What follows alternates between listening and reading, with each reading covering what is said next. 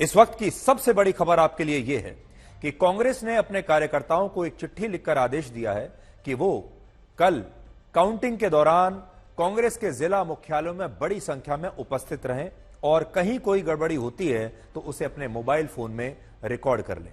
कांग्रेस ने यह भी कहा है अपने कार्यकर्ताओं को कि कल वो दिन भर अपने घरों में बैठकर टीवी पर चुनाव के नतीजे ना देखें बल्कि बाहर रहें और सतर्क रहें और बड़ी संख्या में अपने जिला मुख्यालयों पर मौजूद रहें। इसी तरह अखिलेश यादव ने भी कहा है कि कल करो या मरो का दिन है और जनता इसके लिए आंदोलित है। एक और विपक्षी नेता पप्पू यादव ने कहा है कि उनके कार्यकर्ताओं ने सिर पर कफन बांध लिया है। यह बयान सुनकर आप सबको कल के लिए कुछ चिंता, कुछ आशंका जरूर हो रही होगी। इन नेताओं के लहजे से ऐसा लगता है कि एक तरह से धमकी दे रहे हैं कि अगर इंडिया गठबंधन को 295 सीटें न मिली तो उनके कार्यकर्ता सड़कों पर उतर आएंगे और लोकतंत्र के सबसे बड़े उत्सव के रंग में भंग डाल देंगे। विपक्षी नेताओं की यह भाषा लोकतंत्र के लिए शुभ संकेत बिल्कुल नहीं है। सबसे दिलचस्प बात यह है कि अगर एग्जिट पोल सही हैं तो प्रधानमंत्री मोदी को पूर्ण बहुमत के साथ तीसरी बार लगातार चुनाव जीतने के बावजूद विपक्ष के नेता कटघरे में खड़ा कर रहे हैं और अभी भी सारे सवालों के घेरे में प्रधानमंत्री मोदी को ही रखा जा रहा है और विपक्षी दल उन्हें जीत का श्रेय देने के बजाय ईवीएम और चुनाव आयोग पर सवाल उठा रहे हैं। लेकिन आज चुनाव आयोग ने कहा कि लोकसभा चुनावों को लेकर एक फेक नैरेटिव फैलाया जा रहा है जिससे लोगों के मन में चुनावों के नतीजों को लेकर शक पैदा हो जाए। आज हमारा सवाल यह है कि क्या यह उन 64 करोड़ 20 लाख वोटर्स का अपमान नहीं है जिन्होंने पूरी सच्चाई और ईमानदारी के साथ, पूरी निष्ठा के साथ इस लोकतंत्र में विश्वास करके अपना वोट डाला है। लेकिन सबसे पहले आज हम आपको यह बताने वाले हैं कि क्या विपक्ष के बड़े बड़े नेता अपने समर्थकों और कार्यकर्ताओं को कल की वोटिंग के लिए भड़का रहे हैं और क्या देश में एक ऐसा माहौल बनाने की कोशिश हो रही है कि अगर कल चुनाव के नतीजे विपक्ष के पक्ष में नहीं आए तो फिर कुछ भी हो सकता है। मतलब अगर इंडिया गठबंधन को कल 295 सीटें नहीं मिली तो फिर कुछ भी हो सकता है और जनता अपने ही इस जनादेश को मानने से इनकार कर देगी। अखिलेश यादव ने कहा है कि कल मतगणना का दिन जनता के लिए करो या मरो का दिन है। बिहार में पप्पू यादव ने कहा है कि लोकतंत्र को बचाने के लिए उनका हर एक कार्यकर्ता कल कफन बांधकर खड़ा होगा।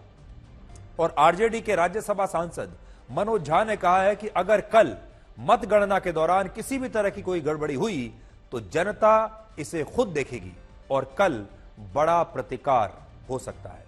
और आरजेडी ने सोशल मीडिया पर समाजवादी पार्टी के बलिया से लोकसभा उम्मीदवार सनातन पांडे का एक बयान पोस्ट किया है जिसमें उन्होंने कहा है कि अगर कल वोटों की गिनती में कोई गड़बड़ी हुई तो लोगों को उनकी या कलेक्टर में से किसी एक की लाश मिलेगी। और मतगणना से पहले से इस तरह के बयान आना हमारे लोकतंत्र के लिए बहुत खतरनाक है। ठीक कुछ घंटे पहले जब चुनाव के नतीजे आने वाले हैं उससे ठीक पहले विपक्ष के नेताओं की इस भाषा पर जरा गौर कीजिए। आज कांग्रेस पार्टी ने भी अपने कार्यकर्ताओं को एक चिट्ठी लिखी है और उनसे वोटों की गिनती के दौरान पार्टी मुख्यालयों में ज्यादा से ज्यादा संख्या में रहने के लिए कहा है। चिट्ठी में आज लेकर आया हूं, अभी आपको पढ़कर सुनाता हूं और जरा ध्यान से आप सुनिएगा इस चिट्ठी में क्या लिखा है। वो लिखते हैं, कल वोटों की गिनती के समय हमें सतर्क और सावधान रहना होगा। घर में बैठकर न्यूज चैनलों पर रिजल्ट देखने की बजाय कांग्रेस के सभी कार्यकर्ताओं को जिला कांग्रेस दफ्तरों और राज्य के कांग्रेस मुख्यालय में सुबह से ही पहुंचना होगा। हर राज्य के प्रभारी सुनिश्चित करें कि कांग्रेस दफ्तरों में कार्यकर्ताओं के लिए पर्याप्त इंतजाम हो। जहां भी जरूरत पड़े वहां कार्यकर्ताओं को तुरंत भेजने की व्यवस्था हो। भाई, ये कार्यकर्ताओं को तुरंत भेजने की व्यवस्था मतलब इससे ये कार्यकर्ता जाकर क्या करेंगे?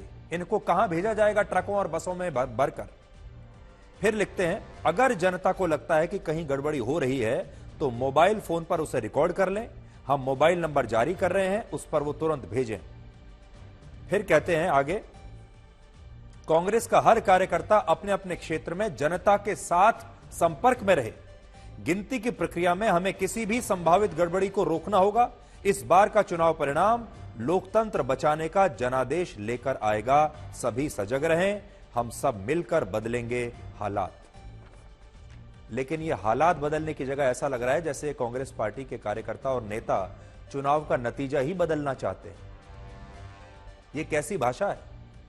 उत्तर प्रदेश बीजेपी ने भी चुनाव आयुक्त को एक शिकायत भेजी है जिसमें समाजवादी पार्टी और कांग्रेस पर आरोप लगाया गया है कि ये दोनों पार्टियां मतगणना के दौरान दंगे भड़काना चाहती हैं। और उत्तर प्रदेश के डीजीपी प्रशांत कुमार ने कहा है कि पुलिस ऐसे सभी लोगों पर नजर रख रही है जो लोगों को मतगणना केंद्रों पर इकट्ठा होने के लिए उकसा रहे हैं। तो फिर इस देश में कैसे जीता जाए?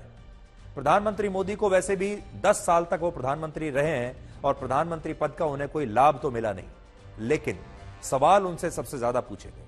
उन्होंने भी ये चुनाव उसी लोकतांत्रिक प्रक्रिया के तहत लड़ा है जिस तरह बाकी नेताओं और पार्टियों ने लड़ा है। जिस तरह राहुल गांधी ने रायबरेली से चुनाव लड़ा है, ठीक उसी तरह नरेंद्र मोदी ने भी बनारस से चुनाव लड़ा है। और सबसे बड़ी बात यह है कि उन्होंने विपक्ष के नेताओं से ज्यादा मेहनत की, लोकतांत्रिक तरीके से ही तीसरी बार सरकार के लिए जमकर परिश्रम किया, दिन रात एक किया। और जब उनकी जीत होती हुई दिख रही है तो विपक्षी दल कह रहे हैं कि ये तो सब बेईमानी है।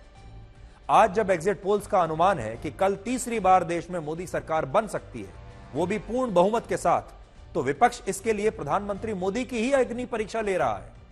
यह अग्नि परीक्षा लेने का जो समय है, अग्नि परीक्षा देने का, यह तो विपक्ष का था, लेकिन प्रधानमंत्री मोदी को खड़े कटघरे में खड़ा किया जा रहा है और उन पर सवाल खड़े हो रहे हैं कि, और हमें यह लगता है कि यह उन 64 करोड़ मतदाताओं का अपमान है जिन्होंने इन चुनावों में भीषण गर्मी के बीच, सुख में, दुख में, बीमारी में, कोई अपने बच्चे को साथ लेकर जा रहा है, कोई अपने बूढ़े माता पिता को अपने कंधे पर उठाकर लेकर जा रहा है, कोई व्हील चेयर पर जा रहा है, कोई पालकी पर जा रहा है, कोई 90-100 साल के लोग किसी तरीके से पहुंच रहे हैं इतनी बीमारी में भी कि उन्हें जाना है और अपना यह कर्तव्य निभाना है। इस देश के लोगों ने बड़ी परेशानियां झेलकर इस गर्मी में वोट दिया है। मतदान केंद्रों तक लोग इस भर गर्मी में कई कई घंटे लाइन में लगकर खड़े रहे हैं क्योंकि उन्होंने अपने कर्तव्य को निभाना था। लेकिन सोचिए, उन सारे लोगों की, करोड़ों लोगों की मेहनत पर अब पानी फेरा जा रहा है और कहा जा रहा है कि ये जो चुनाव है ये तो बेईमानी है। विपक्ष को थोड़ा ध्यान से यह बात सोचनी चाहिए कि एग्जिट पोल्स के लिए मीडिया की आलोचना करना कहां तक सही है। अगर एग्जिट पोल्स वोटिंग से पहले आए होते तो हो सकता है उनसे वोटर प्रभावित हो जाते, और हो भी सकता है कि इनसे किसी पार्टी को फायदे में दिखाकर वोटर्स को प्रभावित करने की कोशिश होती, तो समझ में भी आता कि यह एग्जिट पोल किसी खास पार्टी के पक्ष में है जिससे उसे फायदा हो सकता है। लेकिन एग्जिट पोल तो चुनाव खत्म होने के बाद आए हैं, जिससे किसी भी पार्टी को किसी भी प्रकार का कभी कोई फायदा नहीं मिलेगा क्योंकि वोटिंग तो खत्म हो चुकी। वोटर ने अपना वोट डाल दिया, वो ईवीएम में बंद है। तो एग्जिट पोल चाहे किसी की भी हार दिखाए, किसी की भी जीत दिखाए, उससे किसी भी पार्टी को कोई फर्क नहीं पड़ने वाला, और ना ही कल आने वाले नतीजे पर एग्जिट पोल का कोई फर्क पड़ने वाला है। सोचिए, जब ये एग्जिट पोल्स हर न्यूज चैनल के लिए उसकी विश्वसनीयता की अग्नि परीक्षा की तरह होते हैं, तो कोई भी न्यूज चैनल इस परीक्षा में अपने आप को गलत क्यों साबित करना चाहेगा? कोई भी न्यूज चैनल ये क्यों चाहेगा कि उसका दर्शक बाद में चलकर उससे सवाल पूछे कि आपने गलत एग्जिट पोल दिखाया? कोई भी क्यों चाहेगा? और आप ये भी सोचिए कि मीडिया एग्जिट पोल में वो अनुमान दिखाएगा जो जमीन पर उसने देखे हैं, या वो अनुमान दिखाएगा जो विपक्ष को पसंद आएंगे? असल में विपक्ष की मीडिया से सबसे बड़ी समस्या यह है कि शायद वो विपक्ष मीडिया से यह उम्मीद कर रहा है कि मीडिया उनकी जगह चुनाव जाकर लड़ ले। देखिए, मीडिया तो विपक्ष की जगह चुनाव नहीं लड़ सकता, ना ही मीडिया विपक्षी दलों के लिए कोई रणनीति बना सकता है, ना ही मीडिया विपक्षी दलों की और किसी प्रकार से कोई मदद कर सकता है। हम तो उनकी आवाज आप तक पहुंचा सकते हैं, और जो मीडिया ने लगातार पहुंचाई है। इस दौरान आपने तमाम विपक्षी दलों की आवाज देखी होगी, आज तक पर तो जरूर देखी होगी। ऐसा तो नहीं है कि किसी के भाषण नहीं दिखाए गए, किसी की रैली नहीं दिखाई गई, सब कुछ दिखाया गया। लेकिन विपक्ष ने असल में जो समय नरेंद्र मोदी और बीजेपी से लड़ने में उनको लगाना चाहिए था, जो दिमाग उनसे लड़ने में लगाना चाहिए था, उन्होंने वो सारा समय मीडिया से लड़ने में बेकार कर दिया। और अब वो ऐसे समय में एग्जिट पोल से लड़ाई लड़ने में अपना समय बर्बाद कर रहे हैं।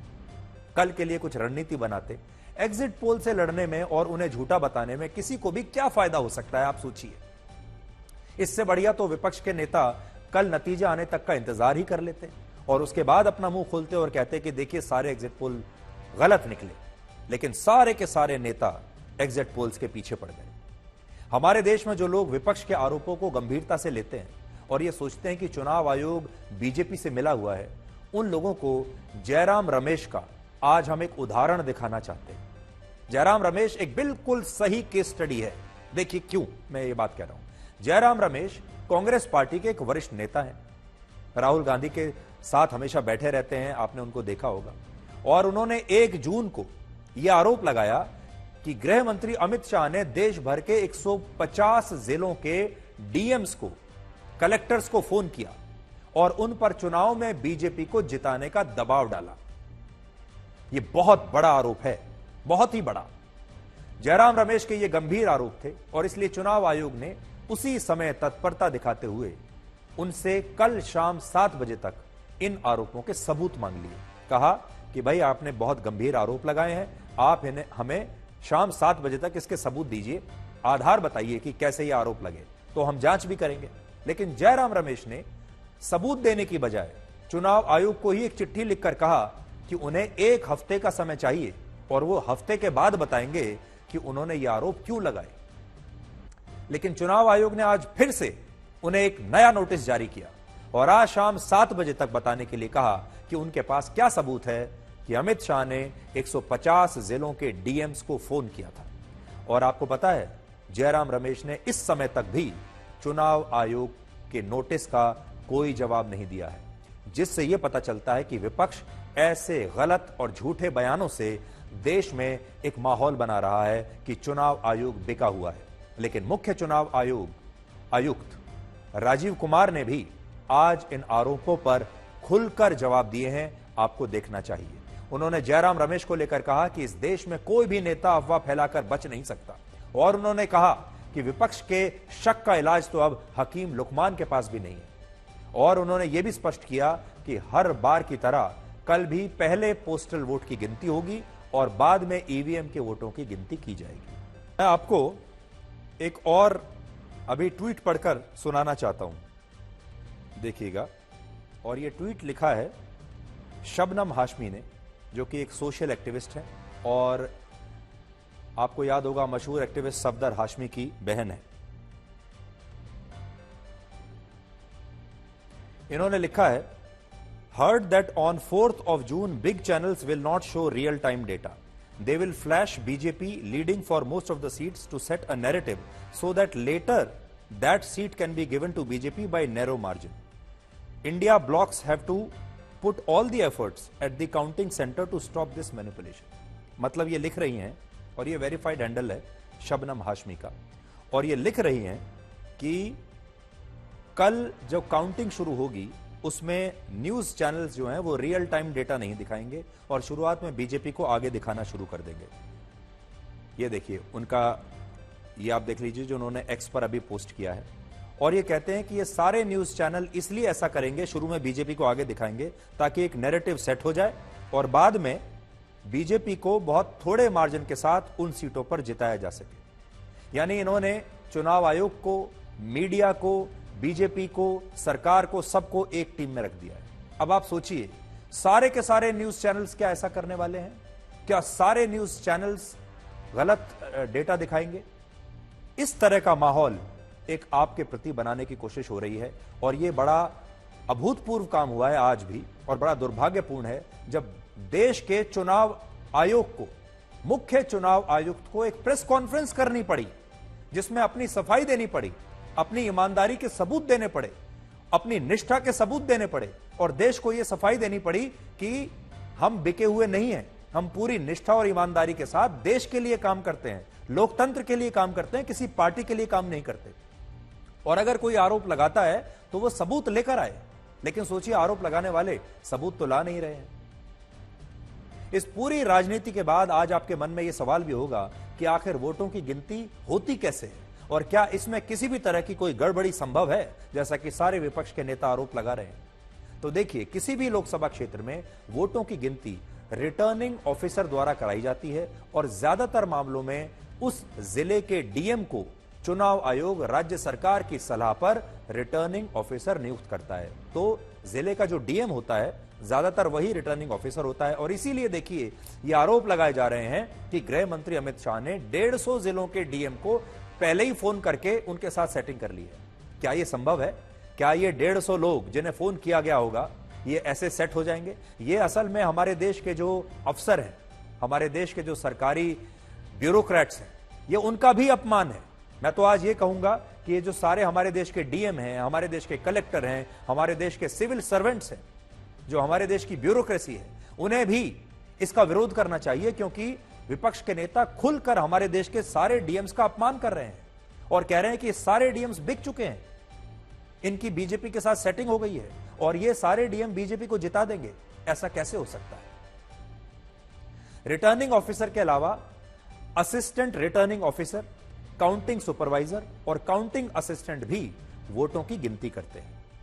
मतगणना के दौरान किसी भी तरह की कोई गड़बड़ी ना हो, इसके लिए काउंटिंग से जुड़ी हर जानकारी को गुप्त रखा जाता है। जैसे किसी भी सरकारी अधिकारी को पहले से यह नहीं बताया जाता कि उन्हें किस निर्वाचन क्षेत्र के वोटों की गिनती करनी है, उन्हें कुछ नहीं पता होता। यानी अगर कोई सेटिंग भी करनी हो तो कोई कर नहीं सकता। सबको सिर्फ यह निर्देश दिया जाता है कि उन्हें सुबह सुबह 5 से 6 बजे के बीच मतगणना केंद्र पर पहुंचना है और मतगणना केंद्र पर पहुंचने के बाद रिटर्निंग ऑफिसर एक रैंडम तरीके से, यानी एक चिट निकालकर काउंटिंग सुपरवाइजर्स और बाकी कर्मचारियों को उनके हॉल नंबर और टेबल नंबर अलॉट करते हैं। साधारण परिस्थितियों में किसी भी हॉल में 15 से ज्यादा टेबल्स लगाने का नियम नहीं है और ये वही टेबल हैं जहां वोटों की गिनती होती है। और बड़ी बात यह कि इस दौरान हर उम्मीदवार का, इस पर आप ध्यान दीजिएगा, हर उम्मीदवार का एक एजेंट मतगणना केंद्र के अंदर मौजूद रहता है, उसके सामने मतगणना होती है। इसके अलावा ईमानदारी से वोटों की गिनती कराने के लिए किसी भी एजेंट को मोबाइल फोन अंदर ले जाने की इजाजत नहीं होती और एक बार कोई एजेंट अंदर आ गया तो फिर वो अपनी मर्जी से बाहर नहीं जा सकता। अगर रिटर्निंग ऑफिसर को लगता है कि कोई एजेंट वोटों की गिनती को प्रभावित कर रहा है तो इस एजेंट को बाहर करके उसके खिलाफ सख्त कानूनी कार्रवाई की जा सकती है। इसके अलावा जब तक रिटर्निंग ऑफिसर की अनुमति नहीं होती तब तक पुलिस भी अंदर हॉल में नहीं जा सकती और कोई मंत्री, कोई नेता, कोई विधायक, कोई सांसद अंदर प्रवेश नहीं कर सकता।